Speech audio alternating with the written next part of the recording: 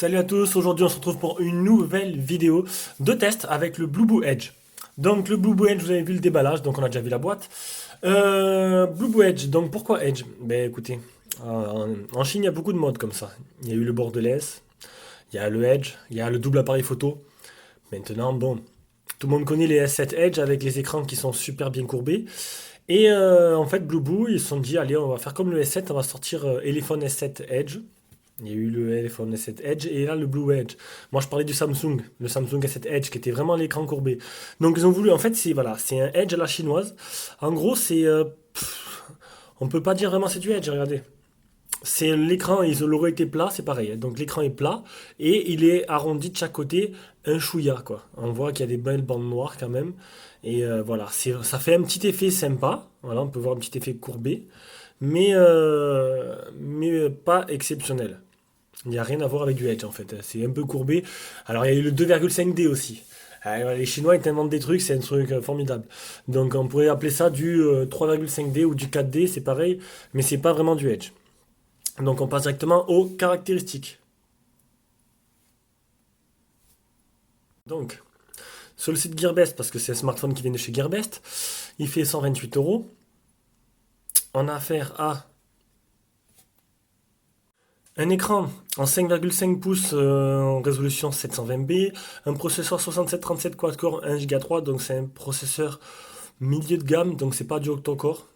Android 6.0, 2 Go de RAM, 16 Go de ROM, 8 mégapixels interpolés 13 et 5 interpolés 8. C'est de l'appareil photo Sony qui est dedans. Il n'y a pas la référence exacte de l'appareil photo, de la lentille, mais c'est du Sony. En Bluetooth 4.0 et pour les bandes 4G 1800, 800, 2600, 2600. Donc full 4G française, mise à part la 700, mais qui est très très peu répandue. La batterie est donnée pour du, on va la voir de suite, 2600, j'avais vu, 2600 mAh, donc on verra tout à l'heure ce qu'ils en pensent. Donc un écran Sharp en 5.5, on va agrandir un peu, on va zoomer. Un écran Sharp en 5.5, dual curved, Sony à l'avant et à l'arrière de 13 et de 8 mégas. Un capteur derrière, censé prendre votre capteur cardiaque, ici. Ah, super. Voilà, hop, description. On revient où on était. 8 mm de côté les bords, protégé par Gorilla Glass 4, protection d'écran. Donc ça c'est plutôt sympa. C'est Gorilla Glass 4, c'est la dernière protection d'écran de Gorilla Glass qui permet d'éviter les rayures, les traces de doigts et tout. Bon, on peut voir qu'il y a quand même un film sur l'écran, hein. Une carte jusqu'à 256 Go, Android 6. Après voilà, bah après c'est la pub de Blueboo. Ils en font des tonnes, des tonnes et des tonnes. Un capteur d'empreinte digitale et dans le bouton physique qui est là.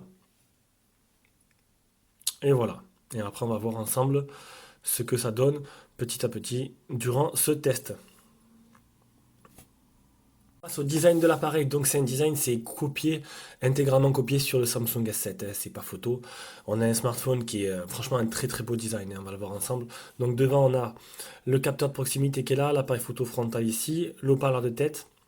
On a un bel écran de 5,5 pouces, Edge comme ils disent, donc incurvé sur les côtés, devant et incurvé derrière.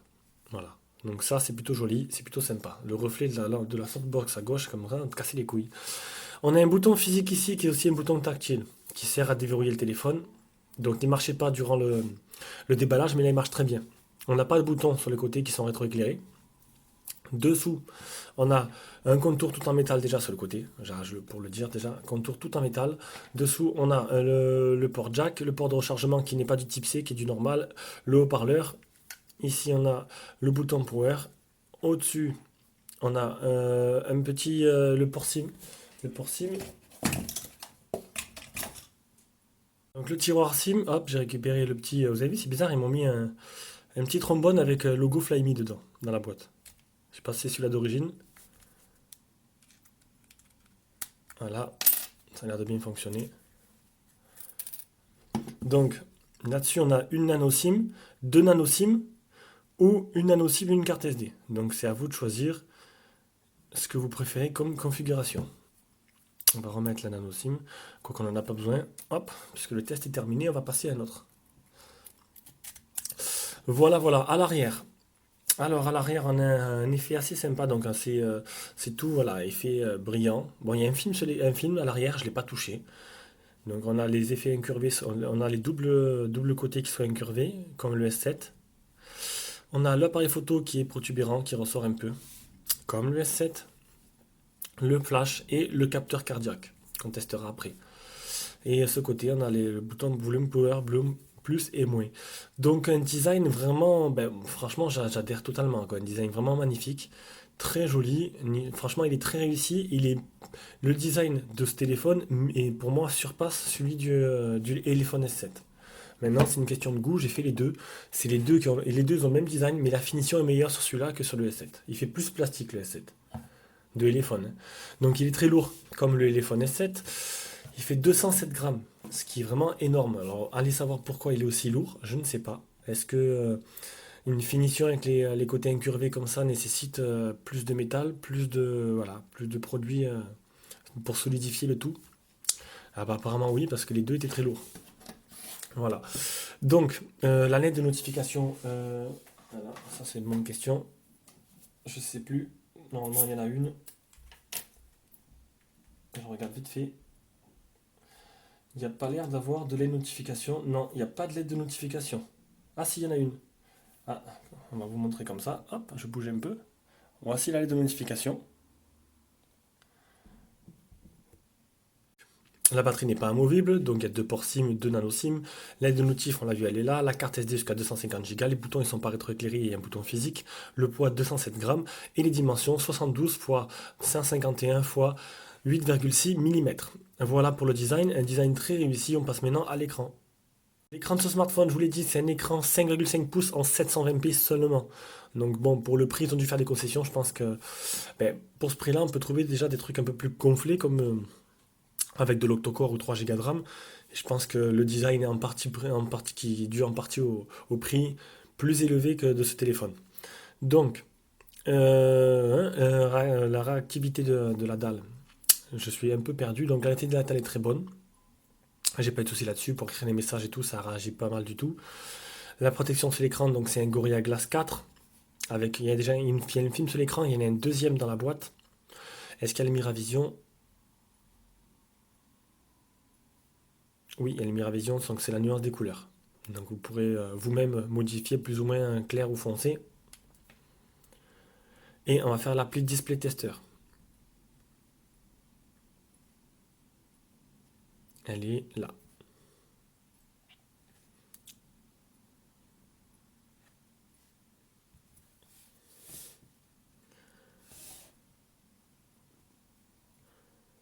Donc les couleurs sont très jolies, sont bien respectées, je trouve.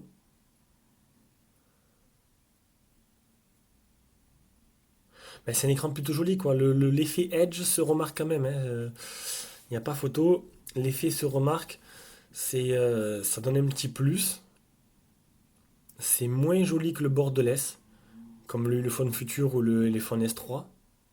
Mais je trouve que l'effet Edge est plutôt correct. Il aurait pu être un peu plus accentué, je trouve. Parce que bon, c'est vraiment du demi-edge en fait, hein. Comme je l'ai dit, on a 5 touches. Il nous manque les photos réelles.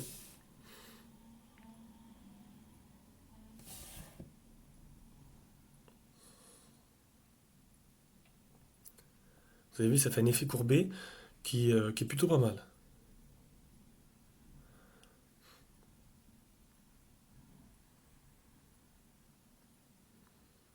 Voilà. Il y a des minimes bandes noires sur le côté. Qu'on voit pas trop parce que le téléphone est déjà noir. Hop, c'est mieux comme ça. Il y a des minimes bandes noires qui sont tout autour du téléphone, mais comme le téléphone est noir, on le voit pas trop. Donc si vous prenez le modèle blanc ou je sais plus quel modèle c'est, on va voir de suite l'autre couleur. L'autre couleur, voilà. Le modèle or. Il y aura des bandes noires tout autour du téléphone. On peut le voir d'ailleurs dans la photo. Regardez, hop.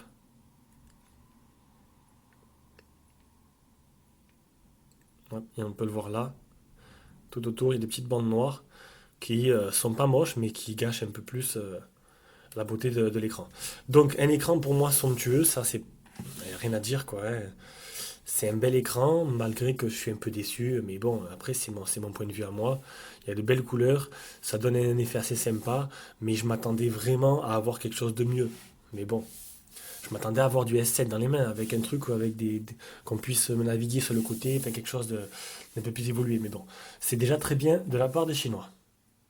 On passe maintenant au logiciel. Donc logiciel, c'est une petite surcouche un peu prioritaire une surcouche, pas de Google No, c'est une surcouche. Voilà, une surcouche rajoutée par Blueboo.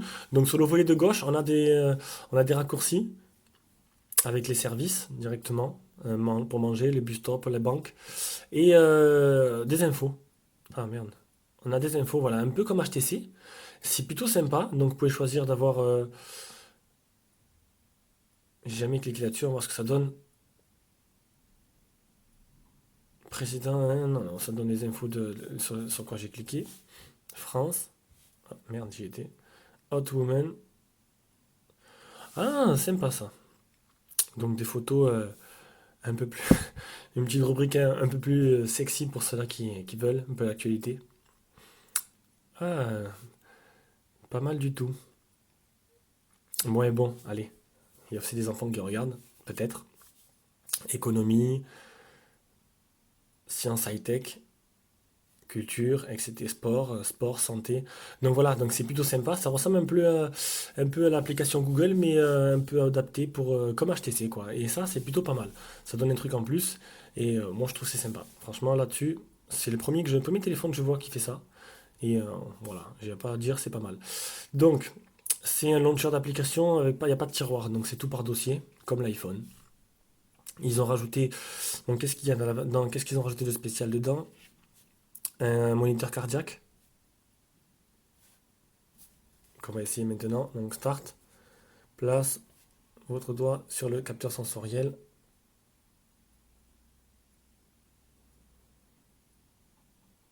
Mon doigt est bien dessus. Et comme la première fois, il se passe rien. Voilà. Ça n'a pas marché, il se passe rien. Donc je sais pas. Je vais le refaire.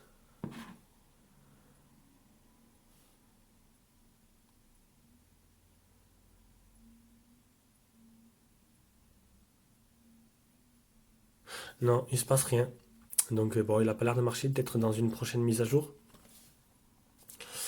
Après, qu'est-ce qu'ils ont installé de spécial? Rien de plus, à part le capteur cardiaque.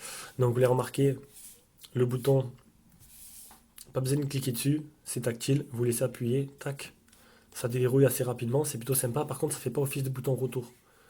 Regardez, c'est pas tactile, il faut appuyer pour faire le retour. Voilà, pour revenir à la page principale. Protection, après la fluidité, donc c'est bon, il n'y a pas de problème, c'est assez fluide. Les options de la ROM, on va les voir directement dans les menus. Ce qu'ils ont mis, donc le Smart Assistant, le 3 points pour faire l'écran et les gestures. Voilà, on écrit un C, ça ouvre l'appareil photo. Il n'y a pas le double tap, ça c'est bien dommage. Le 3 points pour l'écran, c'est ça. Voilà, ça fait une capture d'écran, c'est plutôt sympa. Est-ce qu'il y a d'autres choses aussi à vous montrer?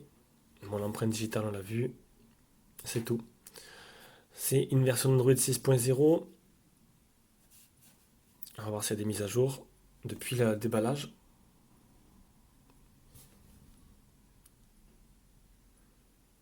Non, mon appareil est à jour. Le stockage. Aujourd'hui, je suis cool parce que je sors de la grippe et c'est un peu dur. Donc, stockage, sur 16 Go, il reste 11 Go 45. Est-ce qu'il fait OTG?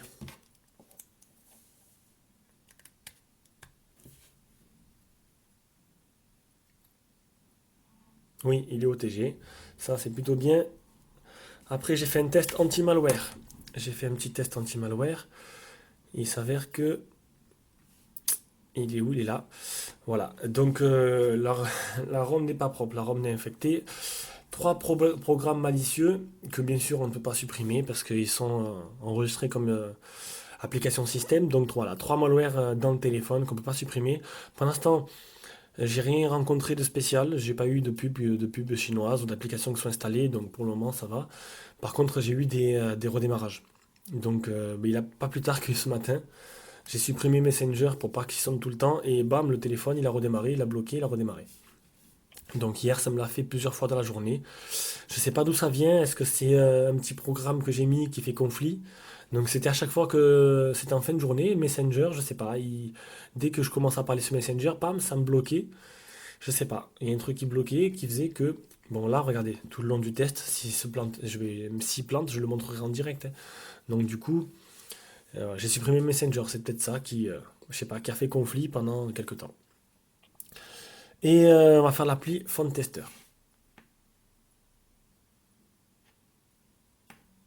Donc l'accéléromètre, le champ magnétique, la boussole, le capteur de lumière qui marche bien avec le capteur de proximité. Et voilà, donc pour jouer à Pokémon Go en mode réalité augmentée. Donc partie logicielle, c'est correct, mis à part bon, les malwares. Et il faudrait peut-être une mise à jour logicielle pour régler ce problème de téléphone qui plante et qui redémarre. Voilà. Sinon, sinon c'est plutôt propre, j'ai pas eu trop de problèmes. Maintenant, bon, le téléphone est assez récent, donc je pense qu'il va être suivi un peu par Blueboo et régler ces petits problèmes de malware, ce serait bien. Ou à vous de router le téléphone. Et oui, bon, vous allez me dire, les noobs, ils savent pas le faire, mais bon, voilà, ceux-là qui sont vraiment intéressés par ce téléphone, il faudra le router peut-être pour supprimer manuellement toutes ces trois APK qui peuvent poser peut-être problème dans l'avenir. Allez, on passe à la performance, aux performances. Donc, partie performance avec les benchmarks 28506 pour le Antutu, Geekbench 771. Il est où? En single core 573 et 1509 en multicore. Et il manque les FPS 26,4, ce qui est pas énorme. En Ultra High Quality, on verra dans le jeu ce que ça va donner. On passe directement à Rayman.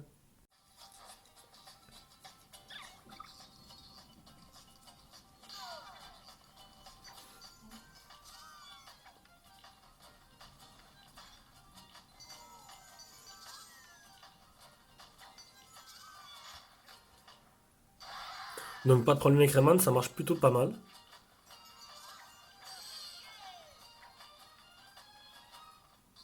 Non, pas de ralentissement et tout, c'est plutôt bien optimisé.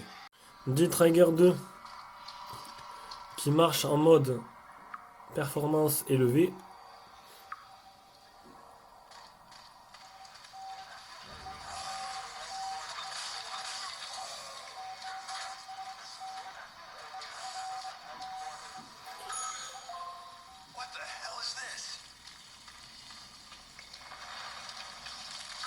Donc des micro-ralentissements, mais il n'y a rien de très très grave, hein.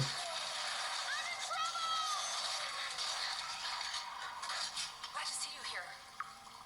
Great. I've been stuck here for ages. All right, let's roll. Watch out! Follow me. I know a shortcut. Okay. Donc c'est plutôt correct, ça marche très bien. Real Racing 3, on va pouvoir tester l'accéléromètre.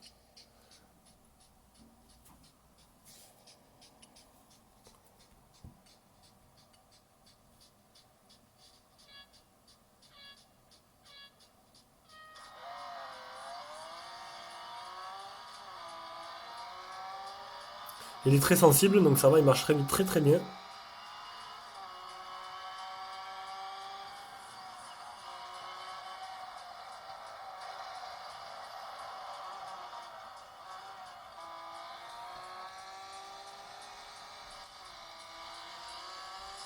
Ça a l'air de tourner plutôt pas mal, hein. Pas trop de problèmes de ralentissement. On l'aurait vu dès le début en fait. C'est correct, même s'il n'est pas à son maximum, c'est plutôt correct. Et très jouable. Allez, c'est terminé pour la partie performance. Tout était bien, pratiquement, donc on passe à la suite avec l'appareil photo. Donc l'appareil photo, on a un appareil photo Sony devant et derrière. Donc à l'arrière on a 13, enfin du 8 interpolé 13, à l'arrière on a du 5 interpolé 8. On va voir le logiciel photo, il ressemble à quoi? Donc c'est le logiciel photo d'Android de base, hein. J'ai pris quelques photos. On va prendre quelques photos encore et je vais vous montrer un peu ce que j'ai pris dehors. Il n'y a pas le son obscurateur, ce qui est plutôt sympa. Donc je sais pas quel modèle de Sony ils ont mis dedans, mais qui a l'air plutôt prometteur. On peut voir la photo de nos amis Luigi et Mario. Et elle est plutôt jolie, quoi. Très très jolie même. Les détails sont là, c'est net, c'est pas trop flou.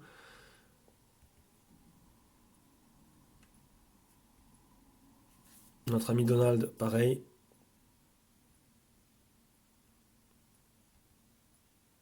Une petite photo que j'ai prise à l'extérieur, pareil.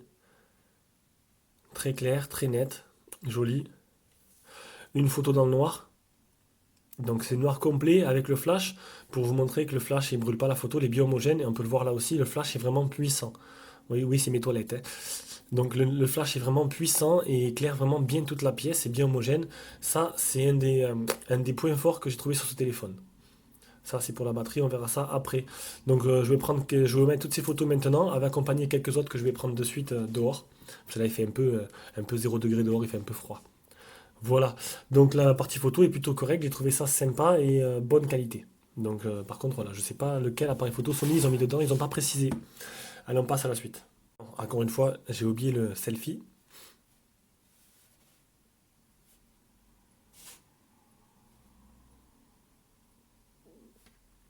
Ça a l'air un peu flou tout ça. C'est pas trop net, ça a l'air quand même assez flou niveau selfie. C'est ça qui est bizarre. Pourtant, il y a pas mal de lumière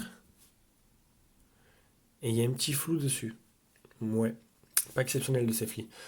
Allez, on passe directement à la suite.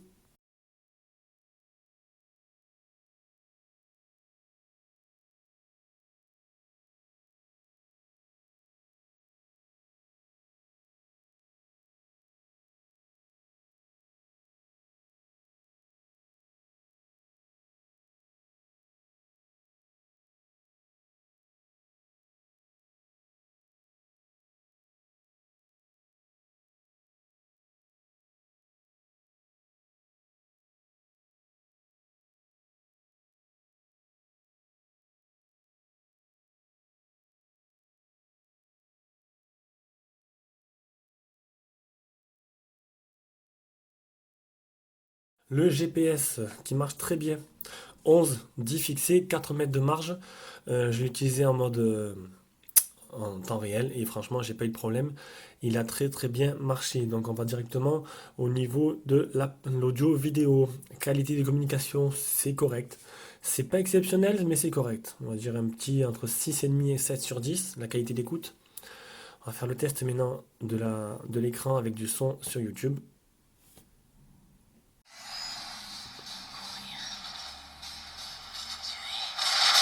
Ça a toujours été ma vie.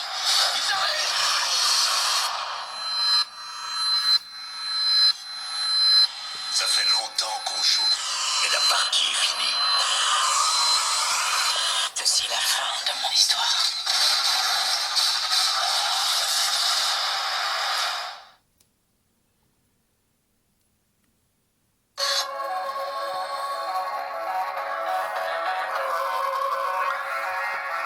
Grâce aux armes. Donc le haut-parleur, il peut pas être obstrué quand on met le doigt dedans. Donc ça, c'est plutôt pas mal. Donc ça veut dire si vous mettez le téléphone comme ça, vous aurez toujours le son. Nous exploitons l'énergie. Le haut-parleur est vraiment bien, il est assez puissant. Et il grésille peut-être un petit peu à pleine puissance. Un chouïa. Modifiant la réalité. Ouais, il grésille un chouïa, mais vraiment très peu, quoi. Mais sinon, un très bon son. Très bon son qui sort du téléphone. On va maintenant essayer le port jack. Ah, il est dessous. Tu vois, ça, c'est pas très pratique d'avoir le port jack à l'en dessous. Ils ont un peu inversé les deux. Moi, j'aurais mis le port jack au-dessus. Bon, ils l'ont mis au-dessous. Bon, voilà. Donc, du coup, ça fait qu'on doit tenir le téléphone ainsi. Et c'est pas super pratique. On va allumer le kit haut-parleur. Courant de longue distance. En un instant. Comment puis-je atteindre ce stade? Comment êtes-vous devenu docteur? Par l'étude et la pratique. Donc, pas de problème avec le port jack. On va activer le Bluetooth.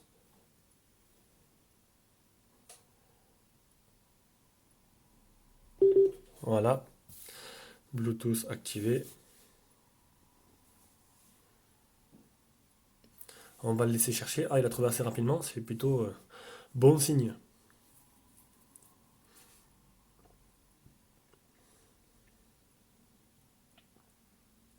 Même s'il galère un peu à se connecter. Allez, allez, allez. Ça y est, connecté.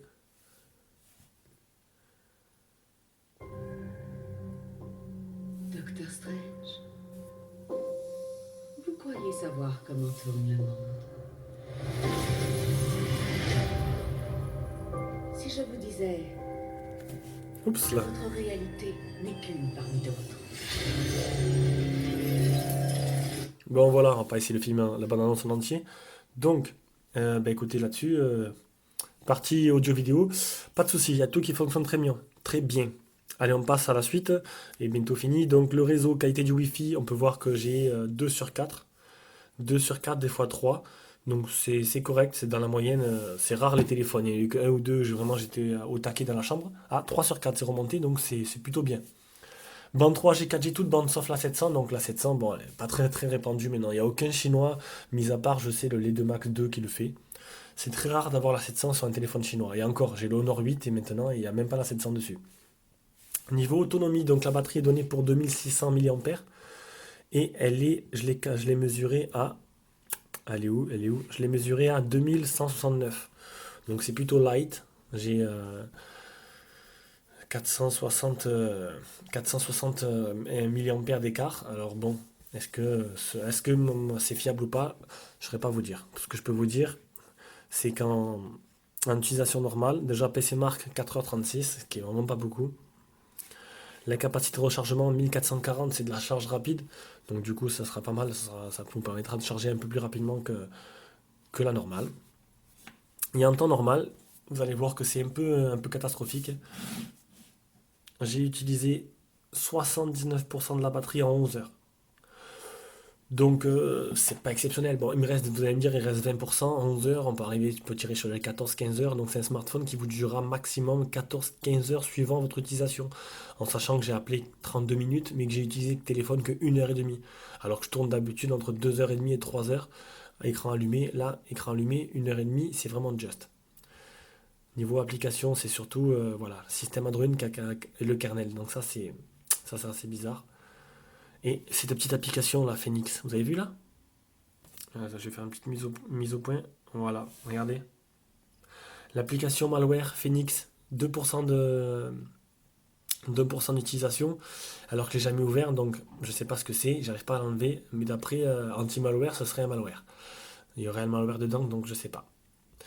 En utilisation de batterie, pourquoi il veut pas faire le plein écran? C'est bidon ça. Bon. Donc j'ai eu une petite coupure de réseau là, et une grosse coupure ici. Donc la petite coupure là, c'est que je captais pas là où j'étais. Et la grosse coupure, c'est que le téléphone il a rebooté. Et je ne m'étais pas rendu compte et je l'ai pas pris.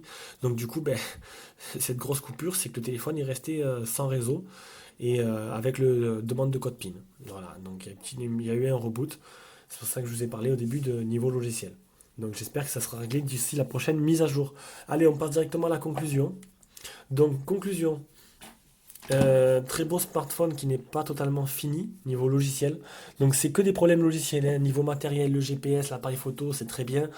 L'autonomie, c'est pas exceptionnel. Maintenant, ce sera peut-être qu'il y aura des améliorations pour le futur. Maintenant, avec 2160 mAh, faut pas s'attendre à des miracles. Ça tient une journée, quoi. Donc si vous travaillez le matin à 5 heures, vous attendez pas à durer jusqu'au soir à 21 heures, hein. Je pense pas. Qui durera jusqu'à là. Mais bon, suivant votre utilisation, il pourrait vous faire la journée entre 14 et 15 heures, je pense, d'utilisation maximum, hein, avant qu'il s'éteigne. Donc sinon, c'est un bon smartphone qui est joli, mais qui doit avoir encore une petite amélioration logicielle pour éviter ces reboots et régler ce problème de reboot, quoi, là. Bon, le texte est terminé. J'étais un peu enroué aujourd'hui, un peu malade. C'était moins, oula, moins jovial que d'habitude. J'espère que ça vous a plu. Et le prochain test sera le Oukitel C2 que je vais recevoir, un petit smartphone 4,5 pouces. Et n'oubliez pas aussi de continuer à participer au jeu concours. Il vous reste, on est le combien? On est le 5 jours. Dans 5 jours, j'arrête là. Et si je reçois d'ici là le Roi de Mi 2S, je relancerai un concours pour 10 jours. Allez, bisous à tous et au prochain test.